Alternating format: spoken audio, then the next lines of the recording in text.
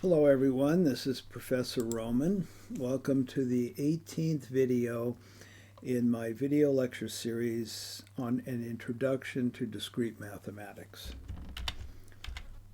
Today we are going to continue our discussion of partial orders and talk about maximal and minimal elements and topological sorting. Partially ordered sets are in many ways more complicated than totally ordered sets. The relaxation of that fourth property allows the behavior to become more complicated.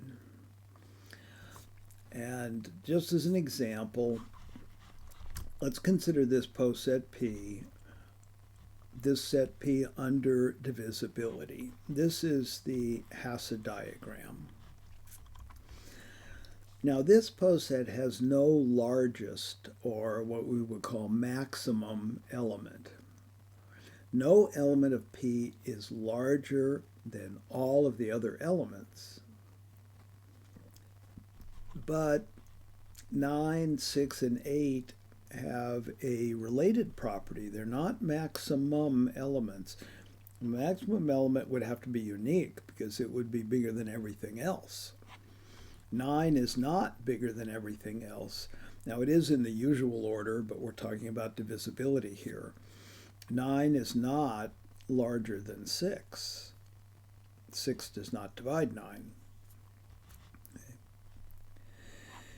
The property that 9, 6, and 8 have is not that they are maximum, but it's not that they're larger than all the other elements in the poset, but there is nothing in the poset larger than any of those three.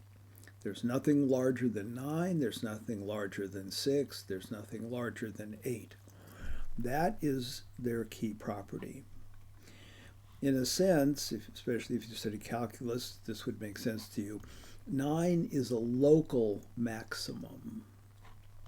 6 is a local maximum, 8 is a local maximum. So to be more specific, 9, for example, is maximum with respect to those elements that are comparable to 9.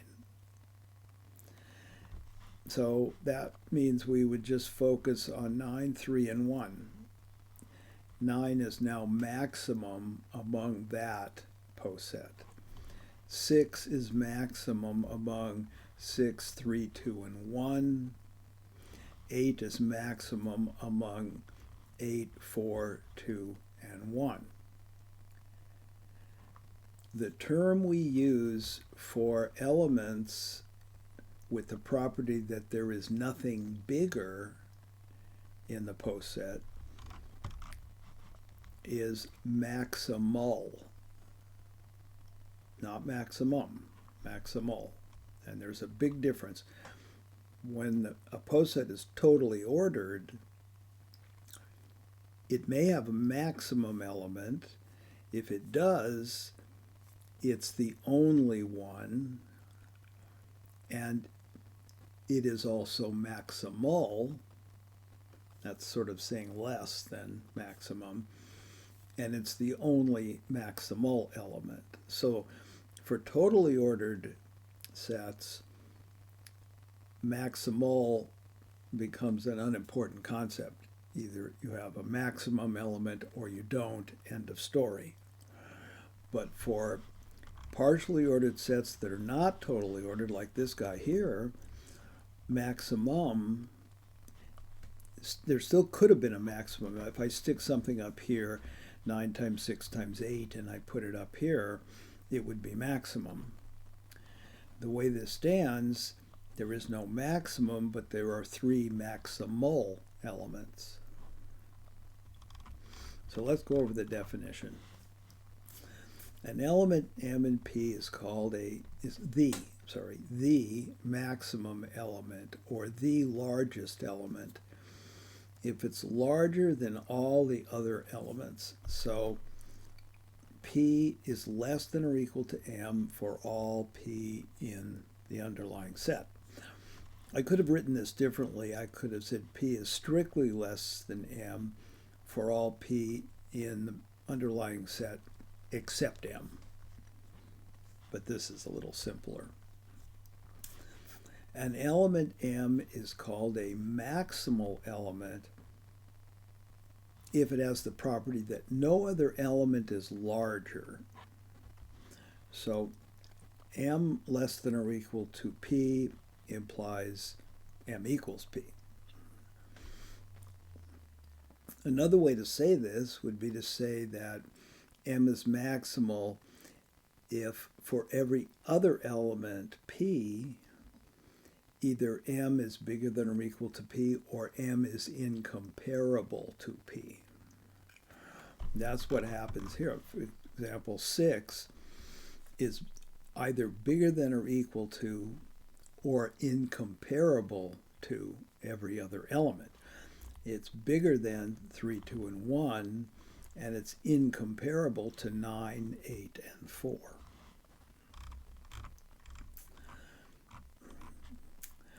In the theory of partially ordered sets, there's a duality. So when we can kind of turn things upside down, what corresponds to a maximum element is a minimum element or smallest element.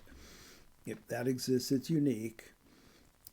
And that would be an element that's smaller than all the other elements in the post set. An element is a minimal element if it has the property that no other element is smaller than it. It's a local minimum. No element, all the other elements are either larger or incomparable to the minimal element. Minimal element. Now, these concepts of maximal and minimal and the distinction between maximal and maximum, minimal and minimum, are critically important to the study of partial orders. So I would urge you to think about this, reflect on this diagram until it becomes obvious to you that in a partially ordered set that's not totally ordered, there is a distinction between maximum and maximal, and similarly minimum and minimal. It's that important. Here's a post set. These numbers ordered by divisibility. This is the Hasse diagram. No maximum element, 2 maximal elements, 6 and 15. 1 minimum element. 1 is less than or equal to everything else. It is therefore the only minimal element. In a power set, this is set 1, 2, 3, the power set of 1, 2, 3 under set inclusion, there is a maximum element, the set S itself. It contains every subset. There's also a minimum element, the empty set. It is contained in every subset. This holds for any set S. So power sets have both a maximum, unique, minimum. And those, then the maximum is the only maximal subset, minimum, the empty set is the only minimal subset. The integers under the usual order has no maximum, no minimum, no maximal, no minimal elements. Here are some remarks that are well worth thinking about until they seem pretty obvious. An element A is maximal if and only if every other element is either less than or incomparable to it. I've said that before. Okay. Same thing for minimal, or an analogous statement for minimal. If P has a maximum element, it must be unique. And similarly, minimum elements must be unique if they exist. A maximum element is also maximal. In fact, it is the only maximal element. Similarly, for minimum and minimal.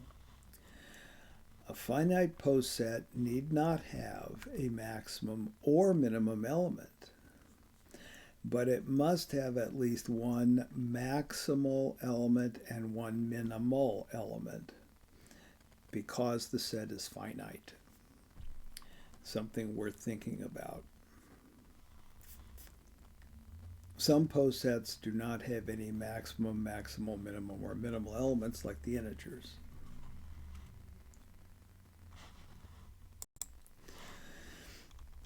If a poset has a minimum element, then by definition it's the smallest element in the poset.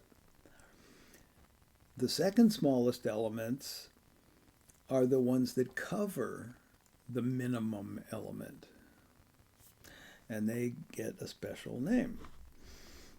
We have a poset that has a minimum element, little m. An element A in P that covers little m is called an atom. And I'm going to denote the set of atoms by this expression, atoms of P. Let's look at some examples. Posets can have no atoms, exactly one atom, a whole bunch of atoms. Everything's possible.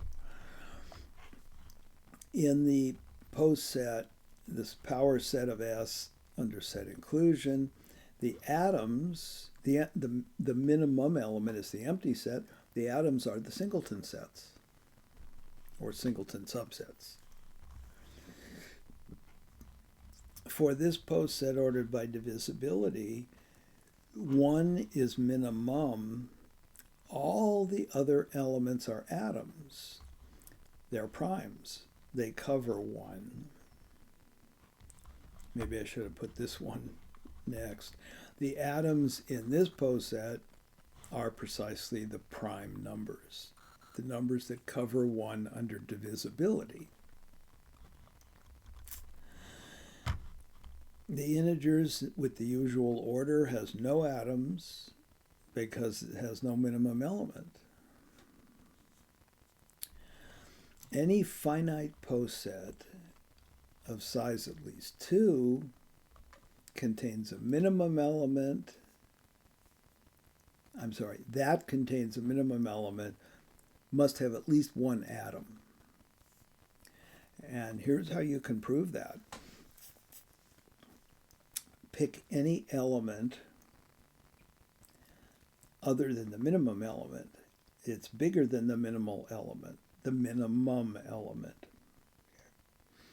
If it covers the minimum element, it's an atom by definition. If it doesn't, so let's call that A1, that first element. Okay.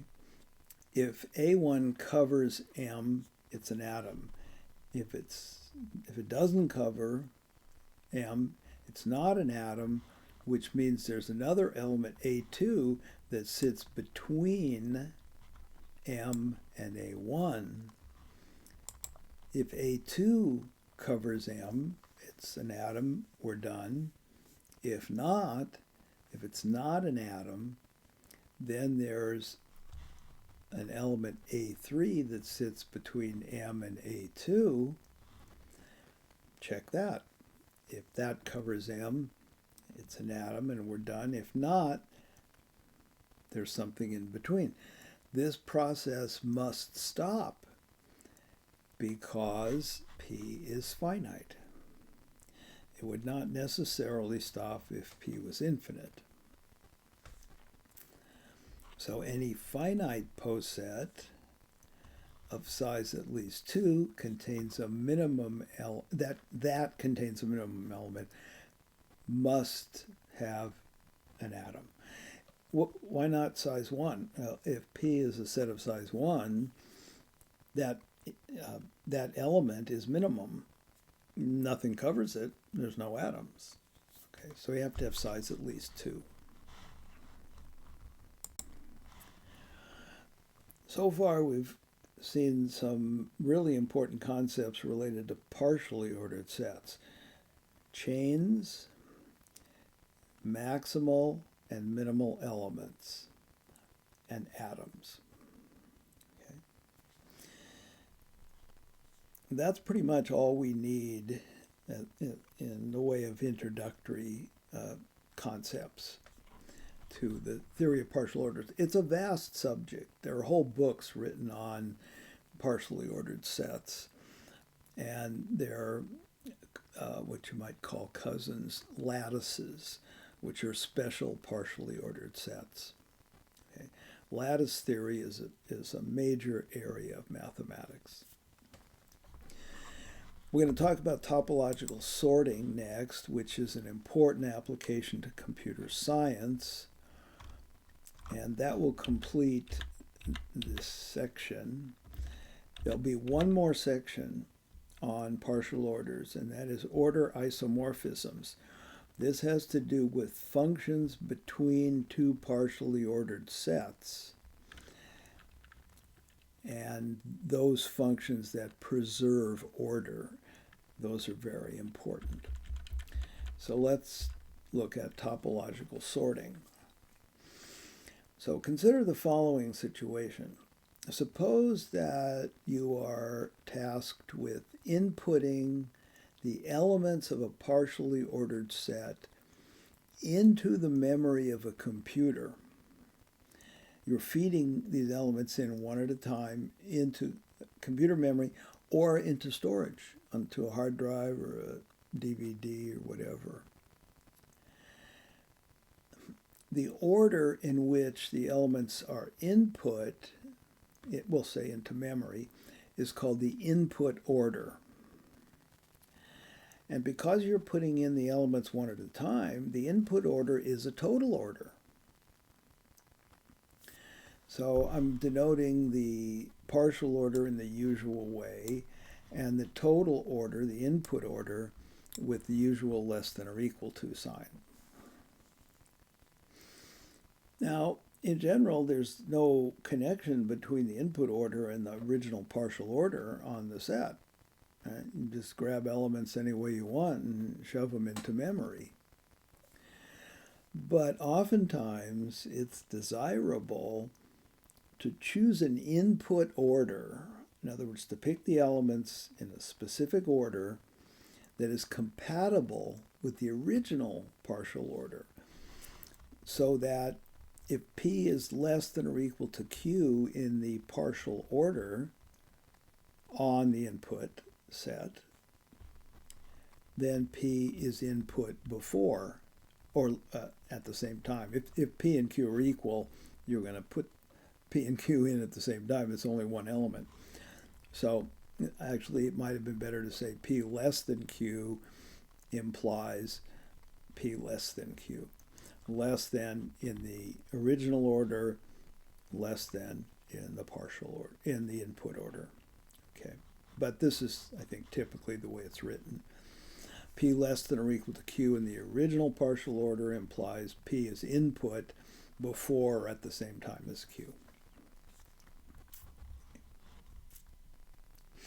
If P and Q are not compatible, you don't care which one goes in first. Not much you can do about it anyway. So, example. Suppose we want to input the elements of the power set of this little set. So, the empty set, the two singleton sets, and the full set. These two input orders are compatible with the subset order. Notice that the empty set goes in first, the full set goes in last, and the two singleton sets can go in either order because they're incomparable in the subset order. This order, however, this input order is not compatible. If you shove in the empty set first, then the singleton set 1, then you put in the full set, then you put in singleton set 2, you violated the original subset order. Now, fortunately, there's a very simple way to input elements in a way that's compatible with whatever the original partial order was. It's called topological sorting, and the idea is very simple. We pick elements one at a time from P, always taking a minimal element, that's minimal with respect to the partial order, from among what is left. You know, we may have picked a few before. Every time we pick an element, we look at what's still left in the underlying set, and we take an element that's minimal with respect to the elements that are left. This is the formal algorithm, and I'm going to let you read that for yourselves. It's more interesting to do an example. So here is a set ordered by divisibility. Here is the Hasse diagram. To do the input order, we first pick a minimal element. We got two choices, 2 and 3. So we'll pick 3, toss it into memory. This is what's left. Pick a minimal element, 2 or 9. We'll pick 2. Toss it into memory. This is now what's left. Pick either 4 or 9. I picked 4. Toss it into memory. This is what's left. And you can see the process. Just keep picking minimal elements with respect to what's still left. And you will have constructed a total order that's compatible with the partial order. So here is the total order in this case.